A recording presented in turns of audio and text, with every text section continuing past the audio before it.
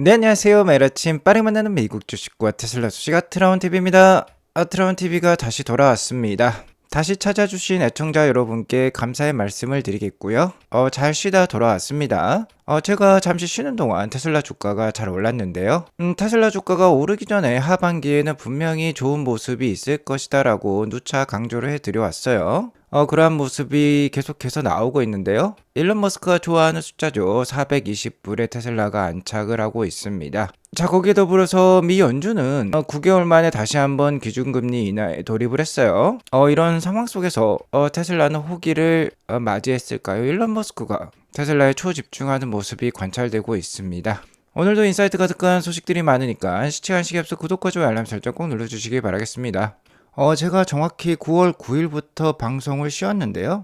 계속해서 금리 인하 분위기가 무르익는다라고 하면은 금리 인하 전까지 미국 주식 주가 좋을 것으로 예상을 해드려왔습니다. 나스닥 차트를 보면 그러한 모습을 알 수 있죠. 금일 금리 인하 돌입하기 전까지 나스닥 주가는 계속해서 신고가를 경신하는 좋은 모습을 보여왔어요. 특히 9월 5일에 있었던 8월 미국 고용 보고서가 좀 안 좋은 수준으로 나왔었죠. 실업률은 안정적인 모습을 유지했지만 비농업 고용 지수가 굉장히 낮게 나왔었고요.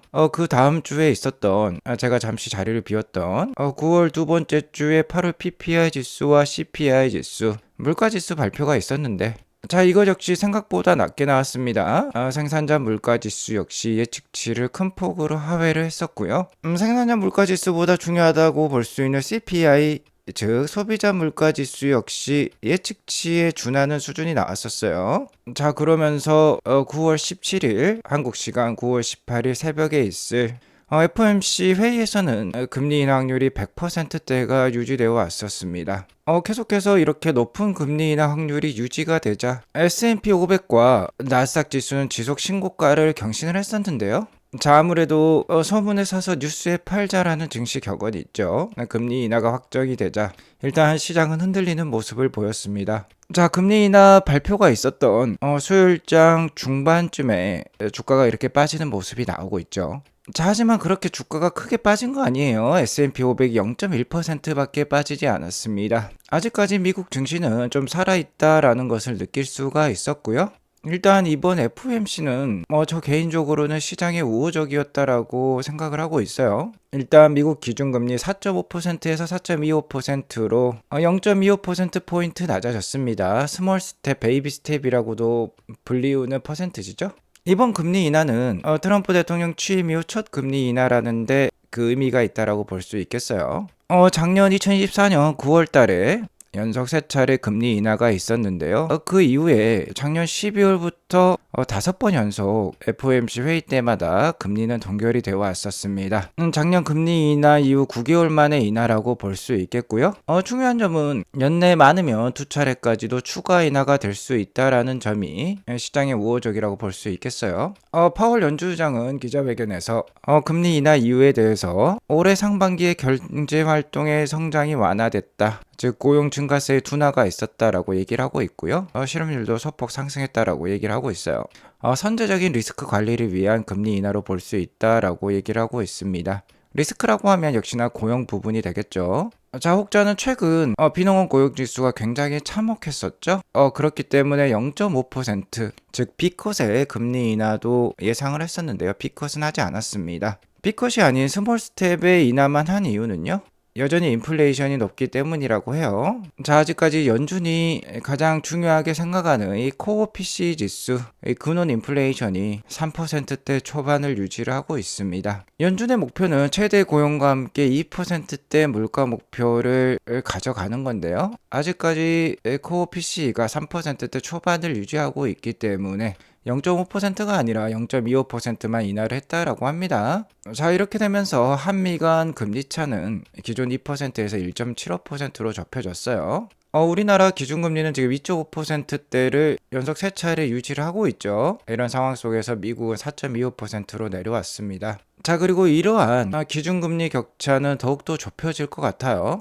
왜 그러냐면 미 연준이 제시한 점도표를 보면 연내 2차례 추가 인하가 기대가 되어지고 있기 때문입니다. 자, 연준 위원들이 이렇게 점을 찍는 게 바로 점도표라고 볼 수 있겠는데요. 2025년 말 기준금리 예상치 중간값은 3.6%대를 보이고 있습니다. 여기 3.6%대에 가장 많은 점이 찍혀 있죠. 차이는 기존 6월달 FOMC 때 전망이었던 3.9%대보다도 0.3%포인트 하향된 수준이에요. 그렇기 때문에 아무래도 좀 더 비둘기파적인 FOMC 회의였다라고 볼 수 있겠고요. 현재 미 연준의 기준금리가 4.25%포인트니까 3.6%까지 내려가려면 최소한 두 차례 정도 추가 인하가 있을 수 있다라는 점을 우리가 알 수 있습니다. 자, 그리고 FOMC 회의가 있기 전에 어제 트럼프 대통령에 의해서 새롭게 임명된 연준 이사가 있었는데 스티븐 미란이죠. 자, 이분은 굉장히 공격적이에요. 아무래도 트럼프 정부의 인사다 보니까 올해 연말 기준금리 수준을 2.75에서 3%까지 보고 있습니다. 현 수준 대비 무려 1.25%포인트나 내려가야 될 필요가 있겠다라고 보고 있는데요. 이렇게 되면 거의 B컷을 넘어서 자이언트 스텝까지 인하를 할 필요가 있다라고 보고 있는 것이죠. 자, 이런 식으로 계속해서 트럼프 정부 측근들이 연준에 계속 들어가게 되면 아무래도 미국의 기준금리는 계속 낮아질 수도 있을 것 같아요. 어쨌든 파월 연준의장은 내년 5월까지가 임기이기 때문에 중장기적으로도 계속해서 강력한 금리 인하가 진행이 될 가능성이 높아 보입니다. 미국이 계속해서 금리 인하를 단행을 한다라고 하면은 한미 간의 금리 차는 더욱더 좁아진다라고 볼 수 있겠는데요.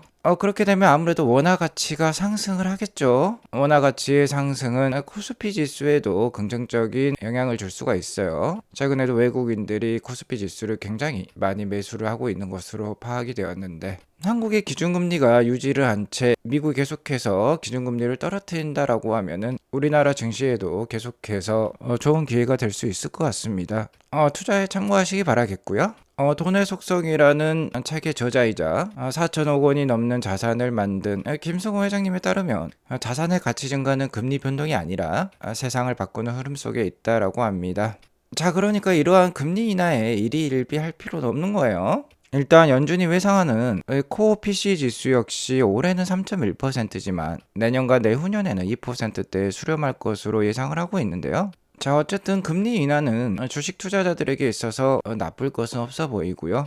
중요한 점은 금리 변동에 따라서 일희일비하는 게 아니라 세상을 바꾸는 기술과 회사에 투자할 필요가 있다라는 점이 되겠습니다. 자, 그러한 게 바로 테슬라가 되겠죠. 20년 전만 하더라도 바로 아이폰 즉 스마트폰이 그렇게 세상을 바꾸는 제품이었다라고 하면은 이제는 자율주행으로 대변이 되는 피지컬 AI가 새롭게 세상을 바꾸는 기술이라고 볼 수 있겠습니다.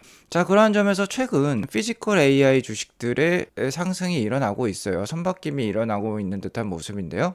최근 1개월간 등락률을 살펴보면 올해 상반기까지 가장 좋았던 엔비디아는 최근 한 달 동안 6.49% 하락한 반면 구글은 22%, 테슬라는 27%나 올랐어요. 구글과 테슬라 모두 자율주행 기술을 가지고 있는 회사죠. 웨이모는 구글의 자회사입니다. 자, 그리고 구글은 보여주지 못하고 있지만 테슬라가 보여주고 있는 제품이 있죠. 바로 옵티머스가 되겠습니다. 테슬라 미래 가치의 80%는 옵티머스라고 일론 머스크는 얘기를 하고 있는데요. 자, 그래서인지 최근 일주일간 등락률은 테슬라가 구글보다 훨씬 높습니다. 엔비디아가 최근 일주일 4% 하락한 반면 구글은 4% 상승을 했고요. 테슬라는 22%나 올랐어요. 자, 물론 테슬라의 월봉 차트를 보면 테슬라 주가는 2021년부터 최근 거의 4년 동안 횡보를 했다고 해도 과언이 아닐 텐데요. 자, 그럼에도 불구하고 계속해서 오뚜기 같은 모습이 나오고 있어요. 미국이 아니라 중국 휴머노이드 로봇 회사인 유니트리가 공개한 최근 영상을 보면 굉장히 중심을 잘 잡습니다. 이렇게 넘어졌다가 오뚜기 같은 모습을 보여주고 있는데 바로 일어서죠.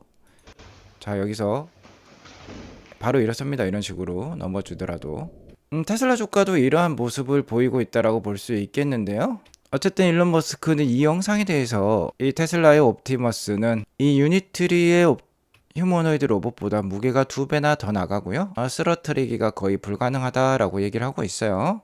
테슬라의 주가 역시 최근 그러한 모습이 나오고 있다라고 볼 수 있겠습니다. 자, 아무튼 테슬라 주가가 최근 일주일 동안 가장 많이 오른 주식이라고 볼 수 있겠는데요. 22%나 올랐죠.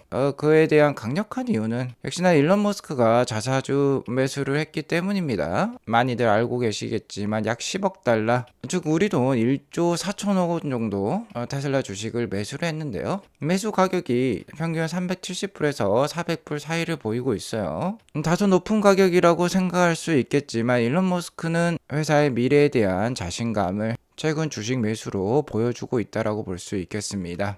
일론 머스크는 장내에서 바로 그냥 매수를 했어요. 그러자 뭐 주가가 바로 6% 7% 이렇게 급박하게 올랐었는데요. 이렇게 장내에서 주식을 대규모로 매수한 것은 2020년 2월 14일 이후 5년 7개월 만입니다. 그때 당시에는 1000만 달러 정도를 매수를 했는데 그때 매수 규모보다 거의 100배나 올랐어요. 그만큼 회사에 대한 자신감이 있다라고 볼 수 있겠고요. 이번 주식 매수의 배경에는 앞서 말씀드렸듯이 일론 머스크의 회사에 대한 자신감 신호로 해석이 될 수 있겠고 주주들을 안심시키기 위한 한 가지 장치일 수도 있겠어요. 이는 로이터에서 보도한 부분이라고 볼 수 있겠고요. 또 한 가지 말씀을 드리자라고 하면은 테슬라는 미래 피지컬 AI를 독점할 수도 있는 무서운 회사입니다. 자, 왕년에 터미네이터라는 영화를 보셨으면 잘 아실 텐데 그런 휴머노이드 로봇이 무기로 둔갑하는 순간 인류의 멸망이 올 수도 있는 것이죠. 이러한 무서움이 있기 때문에 일론 머스크는 테슬라라는 회사에 완벽한 통제력을 가지고 싶어 해요.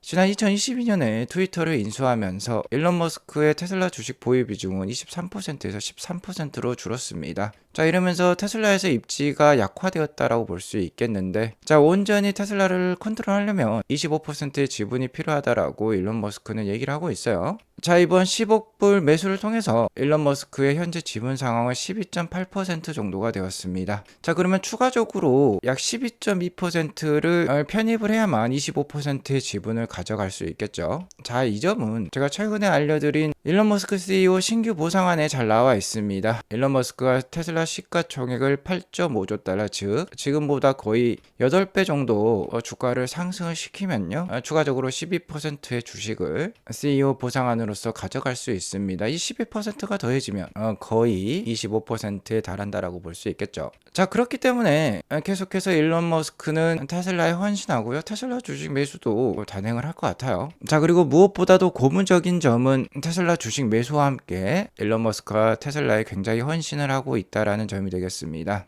자, 아트라운 TV도 거의 10일 만에 돌아왔는데요. 테슬라도 돌아왔어요. 여기 보시면 일론 머스크가 좋아하는 숫자들이 나오죠. 69, 420이 나와 있습니다. 일론 머스크는 9월 15일에 바로 3일 전이 되겠죠. 예언대로 테슬라 주가가 69불이 올라서 420불에 당도했다라고 얘기를 하고 있습니다. 420이란 숫자는 일론 머스크가 생각하는 가장 완벽한 숫자이죠. 자, 일론 머스크가 이렇게 직접 주식 차트도 포스팅을 하면서 테슬라 주가에 굉장히 관심이 많다라는 점을 드러내고 있어요.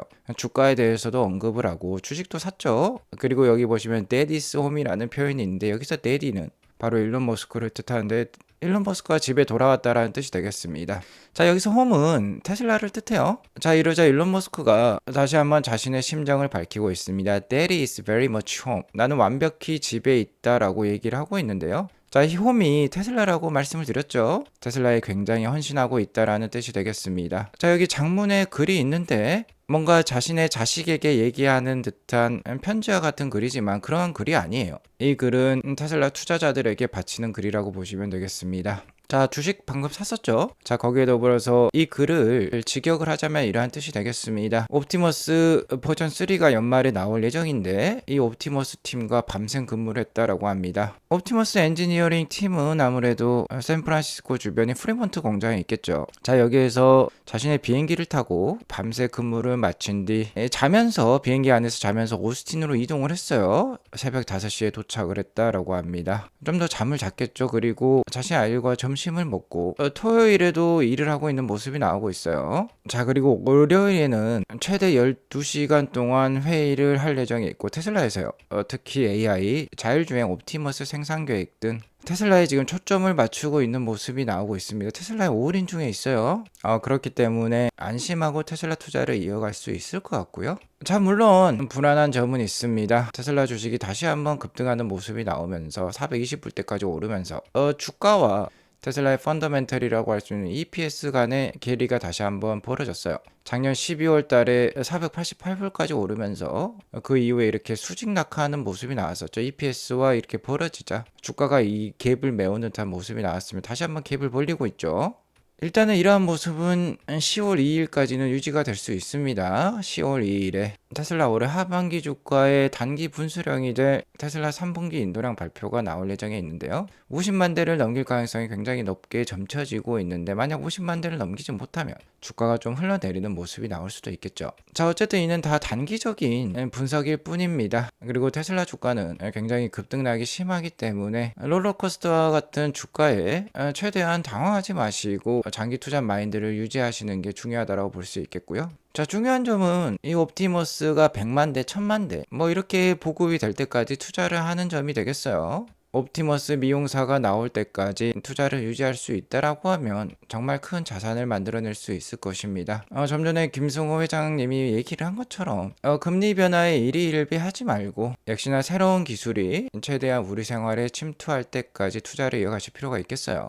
자, 참고로 투자도 잘하고 건강하게 오래 살고 계시는 워렌 버핏의 장수 비결을 보면요, 가진 것에 감사하기, 좋아하는 일에 집중하는 태도, 좋은 인간관계 유지하기 이런 것들이 있는데 역시나 편안하고 행복한 마인드를 최대한 유지하는 게 투자의 달인이 되는 비결인 것 같습니다. 매일 잠도 8시간씩 푹 주무시기 바라겠습니다. 물론 저는 여러분들을 위해 잠을 좀 줄이고 있어요. 그러한 점을 이해하신다라고 하면은 나가시기 전에 구독과 좋아요 알람 설정 꼭 눌러주시기 바라겠습니다. 아트론TV 멤버십도 많은 관심 부탁드리겠습니다. 오늘도 시청해주셔서 감사합니다. 좋은 하루 되세요. 감사합니다.